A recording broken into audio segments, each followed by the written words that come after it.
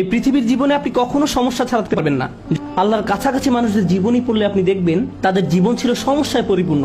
যখন মানুষ আপনাকে বলতে থাকে আল্লাহ তোমাকে অপছন্দ করেন, তাই তোমার জীবনে এসব ঘটছে, বিপরীতে আপনিও ভাবতে শুরু করে দেন আল্লাহ মনে হয় আমাকে শাস্তি দিচ্ছেন। আমাদের সবারই জীবনে কোনো না কোনো সমস্যা রয়েছে যা আমাদের শান্তিতে ঘুমাতে দেয় না। আর আমরা ভাবতে থাকি ওহ ভাই, যদি এই সমস্যাটা চলে যেত অনেক ভালো থাকতাম। কিন্তু জানেন কি হয়? যদি এই সমস্যাটা চলে যায়, পরবর্তীতে আরেকটা এসে হাজির হয়। আর যখন নতুন সমস্যা এসে দেখা দেয়, আপনি ভাবেন পূর্বের সমস্যাটা আরো সহজ ছিল। এটা তো অনেক বড় সমস্যা।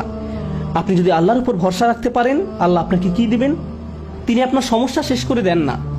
এই পৃথিবীর জীবনে আপনি কখনো সমস্যা ছাড়া থাকতে পারবেন না। যদি সমস্যা চলে যেত, তাহলে ইয়াকুব আলাইহিস সালামের জন্য আমাদের তুলনায় অনেক আগেই সেটা দূর হয়ে যেত। যদি ঈমান থাকার মানে হয় আপনার কোনো সমস্যা থাকবে না, তাহলে মরিয়ম আলাইহিস সালামের কোনো সমস্যা থাকা উচিত ছিল না। রাসূল সাল্লাল্লাহু আলাইহি সাল্লামেরও কোনো সমস্যা থাকার কথা ছিল না। আল্লাহর কাছাকাছি মানুষদের জীবনী পড়লে আপনি দেখবেন তাদের জীবন ছিল সমস্যায় পরিপূর্ণ, বড় বড় সমস্যা। আর আপনি শুধু এই সমস্যাগুলোর কথাই পড়ছেন।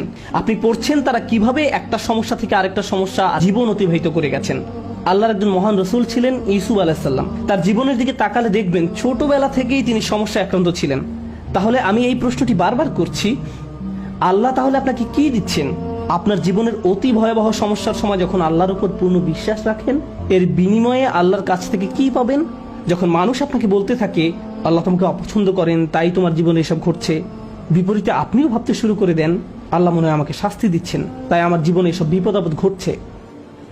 সেই মুহূর্তে যদি আপনি আল্লাহ সম্পর্কে সুধারণা পোষণ করতে পারেন, আল্লাহর প্রতি ভালোবাসা, নির্ভরতা এবং বন্ধন বজায় রাখতে পারেন যে না, আল্লাহ আপনাকে কখনো ছেড়ে যাবেন না, এর বিনিময়ে তিনি আপনাকে কি দেবেন?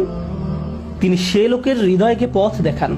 আমি আপনাদের গ্যারান্টি দিচ্ছি, যদি আপনার সমস্যা চলে যায়, যদি সে সমস্যাটা অর্থ সংক্রান্ত হয়ে থাকে, এরপর অর্থ আসতে থাকে, যদি এটা পারিবারিক সমস্যা হয়ে থাকে এবং সমস্যাটা দূর হয়ে যায়, এই দুনিয়ার কোনো অর্জনই সেই একটা গিফটের তুলনায় কোনো মূল্য বহন করে না।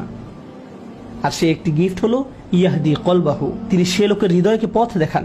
আপনার অন্তরে প্রশান্তি থাকবে। জীবনে যাই ঘটুক না কেন, আপনার মুখে তখনও হাসি থাকবে। তখন মানুষ আপনার দিকে তাকিয়ে বলবে, আরে তুমি হাসছো কেন? তুমি কিভাবে ঠিক আছো? দেখো না তোমার কি অবস্থা হয়েছে। আপনি তখন বলবেন হ্যাঁ, সব ঠিক আছে।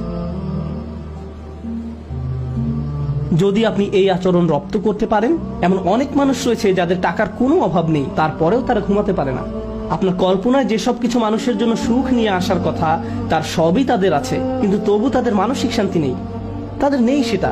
তারা নিজেদের উপর খুশি নয়, বিভিন্ন রকম ড্রাগ এবং মদ পান করে, বাস্তব দুনিয়া থেকে নিজেদের সরিয়ে রাখে। তারা বাস্তবতার মুখোমুখি হতে পারে না। অন্য মানুষরা তাদের ভিডিও দেখে বলে, ওয়াও, তাদের বাচ্চাদের দোলনাটা কি সুন্দর, তাদের গাড়িটাও কি চমৎকার, আমরাও এগুলো চাই। ইয়া লাইতালানা মিসলা মা উতিয়া করুন, ইস, কারুনের যা আছে আমার যদি তা থাকতো।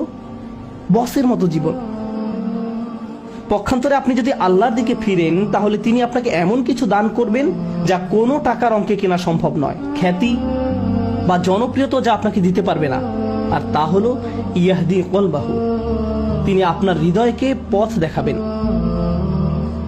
এটাই ঈমানের সর্বশ্রেষ্ঠ পুরস্কার।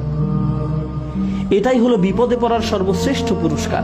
এখন আলোচনার উপসংহারে এসে বলতে চাই, মানুষ অনেক সময় বিভিন্ন সমস্যা আটকে পড়ে। আপনি আটকে পড়েছেন, আমি আটকে পড়েছি। কখনো কখনো আমরা এখান থেকে মুক্তির কোনো উপায় দেখি না। ওই পরিস্থিতিগুলো হলো আমাদের আল্লাহর পক্ষ থেকে সর্বশ্রেষ্ঠ উপহার দেওয়ার একটা উপায়। ওই পরিস্থিতিগুলোতেই তিনি আমাদের অন্তরগুলোকে পথ প্রদর্শন করেন। আমরা যদি কেবল সেই পরিস্থিতিগুলো ব্যবহার করে আল্লাহকে পেতে পারি, আল্লাহর সাথে কথা বলতে পারি, এর জন্য আপনাকে আরবি জানতে হবে না, এর জন্য আপনাকে অনেক বেশি কোরআনও জানতে হবে না। জাস্ট আল্লাহর দিকে প্রত্যাবর্তন করুন আর বলুন, ইয়া আল্লাহ, আপনি তো সর্বশ্রেষ্ঠ পরিকল্পনাকারী। ইয়া আল্লাহ, আপনার মতো কেউ আমাকে ভালোবাসে না, কেউ আমার প্রতি আপনার মতো যত্নবান নয়। এটা কখনোই সম্ভব নয় যে আপনি আন্তরিকতার সাথে আল্লাহর নিকট হেদায়েত কামনা করবেন আর তিনি আপনাকে ফিরিয়ে দেবেন। আপনি যদি আল্লাহর কাছে একটা গাড়ি চান, তিনি হয়তো আপনাকে তা নাও দিতে পারেন। একটা বাড়ি চান, তিনি হয়তো আপনাকে তা নাও দিতে পারেন। আপনি যদি তার নিকট আপনার রোগ ভালো করে দেওয়ার জন্য দোয়া করেন, হয়তো তিনি ভালো করবেন অথবা ভালো করবেন না। কিন্তু একটি বিষয়ে নিশ্চিত তিনি আপনাকে দিবেন, যদি আপনি আন্তরিকতার সাথে প্রার্থনা করেন, আর তা হলো হেদায়েত। তার সন্তুষ্টিপ্রাপ্ত বান্দাদের দলে চলার পথ, গাইডেন্স, তিনি আপনাকে এটা দেবেন। আর যখন তিনি আপনাকে এটা দান করবেন, তখন এমনিতেই অন্য সব সমস্যার সমাধান হয়ে যাবে। আল্লাহ তাআলা আমাদেরকে সেসব মানুষদের অন্তর্ভুক্ত করুন যারা সত্যিকার অর্থে তার নিকট হেদায়েত চায়, আর আমাদের জীবনের সকল সমস্যাগুলোকে তার কাছাকাছি হওয়ার মাধ্যমে পরিণত করুন, যেন তার নিকট থেকে আমরা হেদায়েত পেতে পারি।